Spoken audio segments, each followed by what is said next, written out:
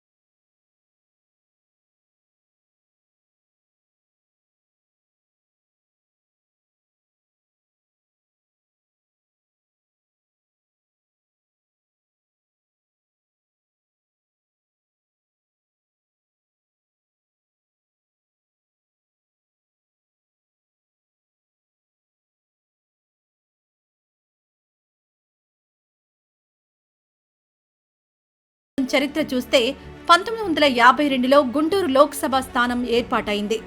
మొదటి నుంచి జనరల్ కేటగిరీకి సంబంధించిందిగానే ఉంది ఈ నియోజకవర్గం. అయితే 2009 నియోజకవర్గాల పునర్వ్యవస్థీకరణ సందర్భంగా ఇందులో పలు మార్పులు చోటు చేసుకున్నాయి. గతంలో ఈ నియోజకవర్గ పరిధిలో ఉన్న చిలకలూరిపేట, సత్తెనపల్లి, పెదకూరపాడు అసెంబ్లీ స్థానాలు జిల్లాకే చెందిన మరో లోక్సభ స్థానమైన నరసరావుపేట కిందకు వెళ్లాయి. గతంలో తెనాలి లోక్సభ స్థానం కింద ఉన్న తెనాలి, మంగళగిరి అసెంబ్లీ సీట్లిప్పుడు గుంటూరు కిందకు వచ్చి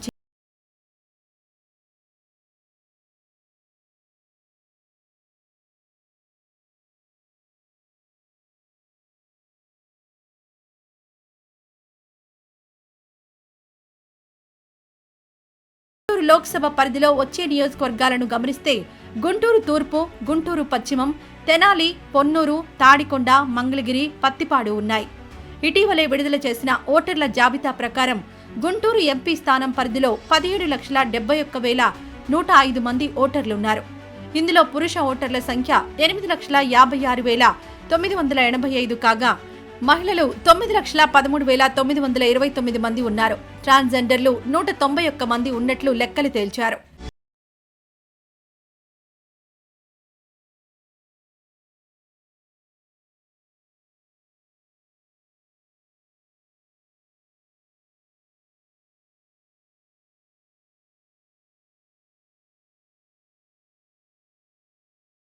గుంటూరు ఎంపీ స్థానం గురించి చెప్పాలంటే కాంగ్రెస్ పార్టీకి గట్టి పట్టున్న సీటు.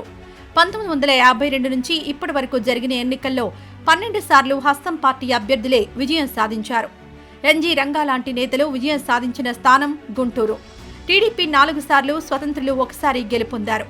అత్యధికంగా కె రఘురామయ్య 5 సార్లు విక్టరీ కొట్టగా ఎన్జీ రంగా 3 సార్లు, రాయపాటి సాంబశివరావు 4 సార్లు సత్తా చాటారు. టీడీపీ నుంచి లాల్ జాన్ బాషా 1 సారి, వైవీ రావు 1 సారి విజయం సాధించగా గల్లా జయదేవ్ 2014-2019 ఎన్నికల్లో గెలుపును సొంతం చేసుకున్నారు.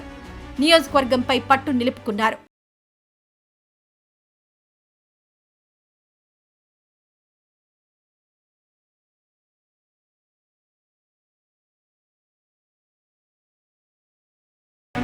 ప్రస్తుతం 2024 లోక్సభ ఎన్నికల విషయానికొస్తే సిట్టింగ్ ఎంపీ గల్లా జయదేవ్ పోటీ నుంచి తప్పుకోవడంతో టీడీపీ కూటమి నుంచి పెమ్మసాని చంద్రశేఖర్ పోటీ చేస్తున్నారు. వైసీపీ నుంచి కిలారు వెంకట రోషయ్య బరిలో ఉన్నారు. ఇక ఇండియా కూటమి నుంచి సిపిఐ అభ్యర్థి జంగాల అజయ్ కుమార్ రంగంలో ఉన్నారు. మరి నియోజకవర్గ ఓటర్ల మనసులో మాటేంటి?